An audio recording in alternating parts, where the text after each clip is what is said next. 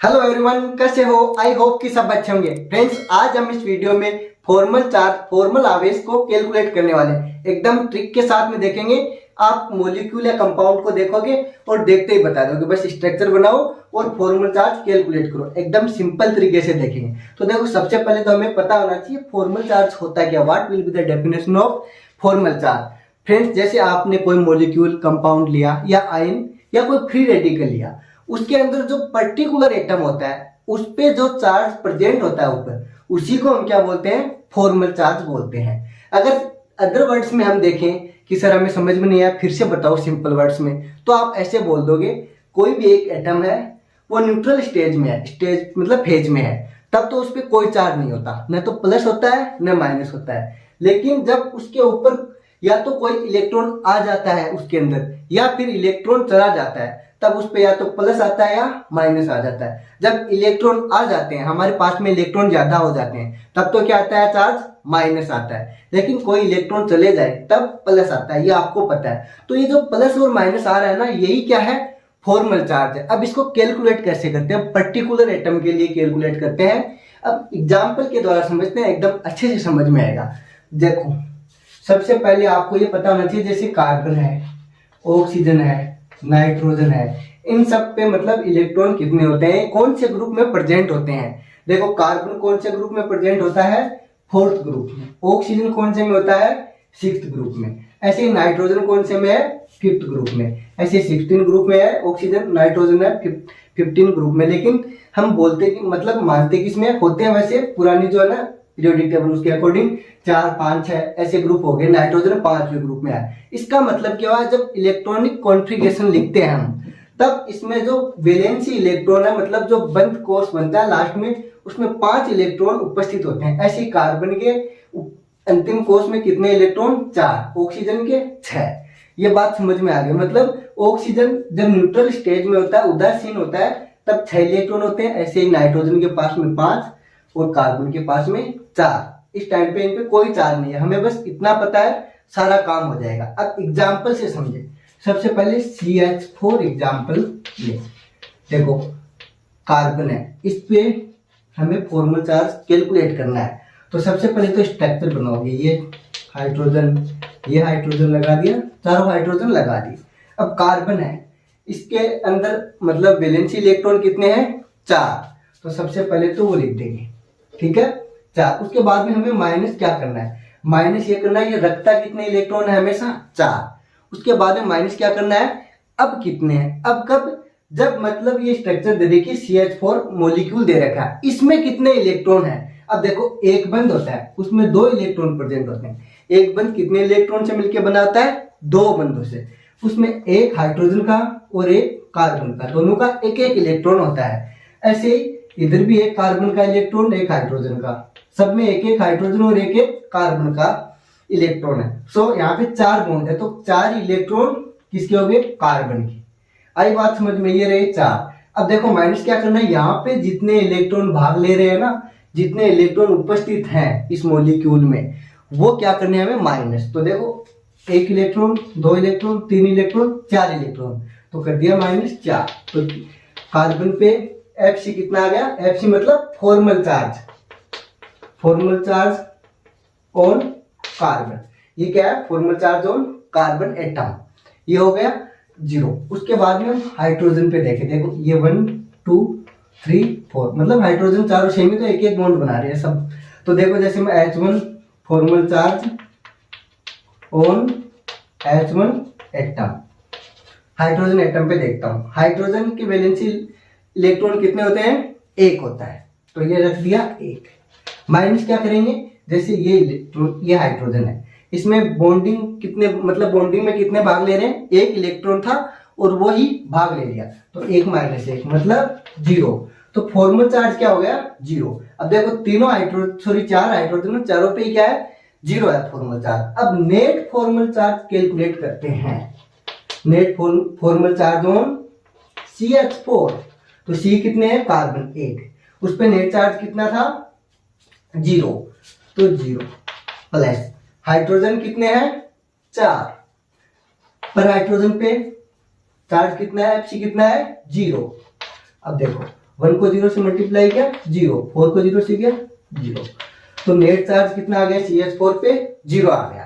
अब ऐसे ही हम एक अगला एग्जांपल देखें CH3 प्लस का। तो देखो CH3 प्लस का बहुत ही मोस्ट इंपोर्टेंट एग्जांपल है जो बहुत बार एग्जाम में आता है। CH3 प्लस वही काम करेंगे, सबसे पहले स्ट्रक्चर बनाएंगे। एक मोस्ट इंपोर्टेंट बात बता दूं, जो लुईस डॉट होते हैं, लुईस स्ट्रक्चर होती है, उनके द्वारा हम फॉर्मल चार्ज कैलकुलेट नहीं कर सकते। 1 नंबर का क्वेश्चन आता है कॉम्पिटिटिव एग्जाम में बहुत बार। सो आपको यही बताना है कि फॉर्मल चार्ज को हम किससे कैलकुलेट नहीं कर सकते, जो लुईस स्ट्रक्चर है उनके द्वारा। देखो CH3 की स्ट्रक्चर बनाओ, 3 तो हाइड्रोजन हो गए साथ, ये लो, उसके बाद में प्लस है तो प्लस। इसकी स्ट्रक्चर आप ऐसे भी बना सकते हो, ब्रैकेट बना के ऊपर प्लस, लेकिन इससे काम हो जाएगा हमारा। अब सबसे पहले मैं कार्बन है इसका फॉर्मल चार्ज कैलकुलेट करता हूँ। FCO-C atom, carbon atom. So friends देखो कार्बन है, इसके पास में कितने इलेक्ट्रॉन होते हैं, मतलब कितने रखता है ये इलेक्ट्रॉन, हमेशा 4 रखता है। जो वैलेंसी इलेक्ट्रॉन है ना, उसमें वैलेंसी ऑर्बिटल उसमें कितने रखता है 4। अब माइनस क्या करेंगे, चौथे ग्रुप में आता है ना तो 4। अब यहाँ पे कितने इलेक्ट्रॉन हैं, कितने इलेक्ट्रॉन पार्टिसिपेट कर रहे हैं। देखो एक बॉन्ड में 2 इलेक्ट्रॉन होते हैं, एक कार्बन का एक हाइड्रोजन का है। देखो ये कार्बन का 1 इलेक्ट्रॉन, 2 और 3। यहाँ पे इलेक्ट्रॉन है क्या, मैंने बताया था वीडियो के शुरुआत में। देखो प्लस आने का मतलब इलेक्ट्रॉन चले जाना, यहाँ से इलेक्ट्रॉन चला गया, जो चौथा इलेक्ट्रॉन था ना वो, अगर यहाँ पे माइनस होता तब क्या होता, इलेक्ट्रॉन होता, मतलब अधिकता। माइनस मतलब इलेक्ट्रॉन आना, प्लस मतलब इलेक्ट्रॉन चले जाना। तो यहाँ पे कोई इलेक्ट्रॉन नहीं है, तो बॉन्डिंग में कितने भाग ले रहे हैं, 1 2 3। यहाँ पे कितने इलेक्ट्रॉन है प्रेजेंट इस मॉलिक्यूल में, CH3 प्लस में 3 ही है। होने कितने चाहिए थे 4, लेकिन है 3, तो बच गए कितने, प्लस का 1। तो कार्बन पे हमारे FC कितना है, फॉर्मल चार्ज +1। सेम ऐसे ही हाइड्रोजन का कैलकुलेट करेंगे। तो देखो ये H1 लिया, ये H2 H3। देखो मैं यहीं पे फाइंड कर देता हूँ H1, FCO-H1 एटम। कैसे फाइंड करोगे, हाइड्रोजन के पास में कितने इलेक्ट्रॉन होते हैं, 1। कितने रखता है ये, हमेशा 1। और यहाँ पे कितने हैं, मतलब कितने भाग ले रहे हैं, ऐसे देख लो डायरेक्ट। 1 था और वही बॉन्डिंग में पार्टिसिपेट हो गया, भाग ले लिया। 1 - 1 कितना हो गया, 0। अब ऐसे ही सेम पोजीशन है तीनों हाइड्रोजन की, तो सब पे क्या हो गया, फॉर्मल चार्ज 0। तो देखो नेट फॉर्मल चार्ज कितना हो जाएगा, CH3 प्लस पे कार्बन कितने हैं, 1, उस पे चार्ज कितना आया, +1। तो ये लो जी +1। उसके बाद में हाइड्रोजन कितने हैं, 3। नेट चार्ज कितना है पर हाइड्रोजन पे, 0। तो 1 को +1 से मल्टीप्लाई किया तो प्लस का 1, ये 3 को 0 से मल्टीप्लाई किया 0 हो गया, तो +1 आ गया। किस पे नेट चार्ज आया, CH3 प्लस पे। अब उसके बाद में एक एग्जांपल रेडिकल वाला और देख लेते हैं। सो आपको ये समझ में आ गया होगा। देखो रेडिकल वाला एग्जांपल और समझ लेते हैं। रेडिकल का जैसे CH3 ऊपर क्या है, रेडिकल। तो फ्रेंड्स सबसे पहले तो स्ट्रक्चर बनाओ और डायरेक्ट निकालो। स्ट्रक्चर में 3 तो हाइड्रोजन है और 1 ये रेडिकल है। एक रेडिकल का मतलब ये 1 इलेक्ट्रॉन प्रेजेंट है, इतना तो आपको पता है। एक बॉन्ड का मतलब कितना होता है, 2 इलेक्ट्रॉन। आगे बात समझ में। एक माइनस का मतलब भी क्या होता है, 2 इलेक्ट्रॉन। ठीक है फ्रेंड्स। लोन पेयर का मतलब तो आपको पता ही है, 2 इलेक्ट्रॉन हो गए, एक lone pair equal. So friends आगे देखो, अब इस पे कैलकुलेट करना है हमें फॉर्मल चार्ज। जैसे सबसे पहले कार्बन लेते हैं, तो डायरेक्ट लिखता हूं मैं formal charge on carbon atom. तो फ्रेंड्स कार्बन एटम, कार्बन के पास में कितने इलेक्ट्रॉन होते हैं, कितने इलेक्ट्रॉन रखता है ये, हमेशा 4, चौथे ग्रुप में आता है।